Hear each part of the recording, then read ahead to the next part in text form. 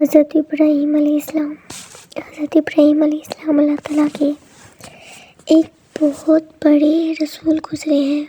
حضرت ابراہیم علیہ السلام کو اللہ نے ایسی مقبولیت عطا فرمائی کہ ان کو یہودی بھی مانتے ہیں، عیسائی بھی مانتے ہیں، ہندو بھی مانتے ہیں اور مسلمان بھی۔ حضرت ابراہیم علیہ السلام کے حالات ہر مذہب کی کتابوں میں پائے جاتے ہیں، کہیں کم کہیں زیادہ۔ قرآن پڑھنے سے معلوم ہوتا ہے کہ آدم علیہ السلام اور نوح علیہ السلام کے بعد اللہ تعالیٰ نے ابراہیم علیہ السلام کے حالات بڑے تفصیل کے ساتھ بیان فرمائے ہیں۔ یہی حالات ہم قرآن کا مطالعہ کر کے لکھ رہے ہیں۔ وطن، آپ ایشیا کا نقشہ اپنے سامنے رکھیں۔ ابراہیم علیہ السلام خدا کے پیغمبر اور نبی ہیں۔ آپ علیہ السلام کو خلیل اللہ بھی کہا جاتا ہے۔ اکثر انبیاء علیہ السلام آپ علیہ السلام کی اولاد ہیں۔ توریت اور انجیل میں بھی ان کے بارے میں بہت سے ذکرات موجود ہیں۔ توریت کی روح سے آپ علیہ السلام 22,000 قبل مصر کے قبیلے اور میں پیدا ہوئے۔ آپ علیہ السلام کے والد کا نام طارق لکھا ہے، مگر قرآن پاک میں ازر کے نام سے بھی دیا گیا ہے۔ انجیل میں اللہ تعالیٰ حضرت ابراہیم علیہ السلام سے مخاطب ہو کر فرماتے ہیں، دیکھ میرا عہدہ تیرے ساتھ ہے اور تم بہت قوموں کا باپ ہوگا، اور تیرا نام ابراہیم نہیں بلکہ ابراہیم ہوگا، کیونکہ میں تجھے قوموں کا باپ بنایا ہے۔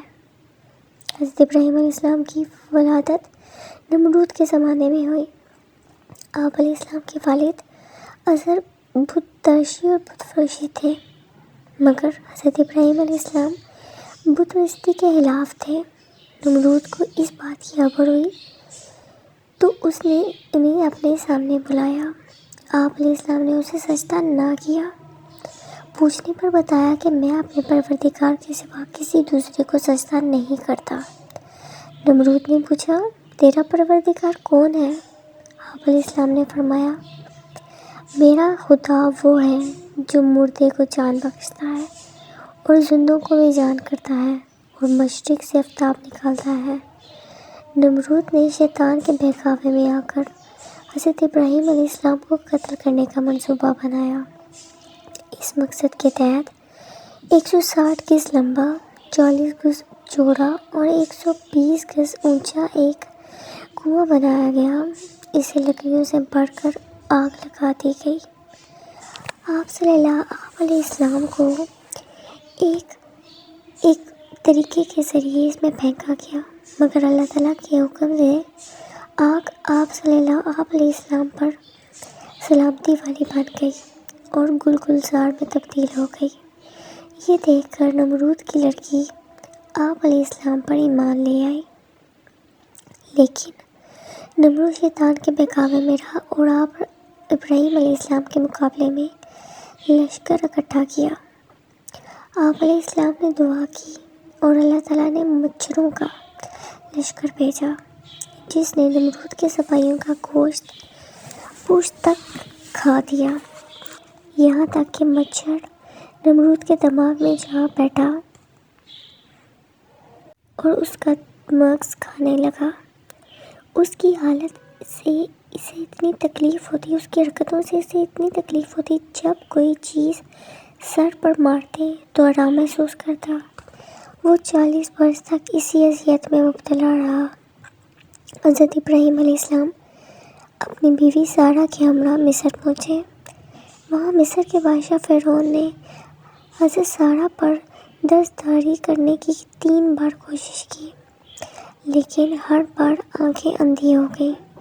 چنانچہ اس نے توبہ کر کے حضرت سارہ کو ایک کنیز ہاجرہ عطا کی۔ حضرت ابراہیم علیہ السلام اپنی بیوی سارہ اور کنیز ہاجرہ کے ہمراہ فلسطین سے ہوتے ہوئے شام پہنچ گئے۔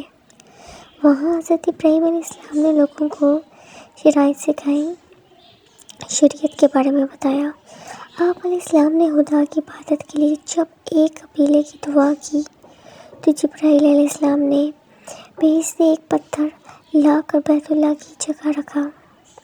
حضرت سارہ نے اپنی کنیز ہاجرہ کو آپ علیہ السلام کو بخش دی۔ اس کنیز کے بدلے سے حضرت اسماعیل علیہ السلام پیدا ہوئے۔ حضرت ہاجرہ نے جب فرزند خواہش کی تو اس کے بدن سے حضرت اسحاق علیہ السلام پیدا ہوئے۔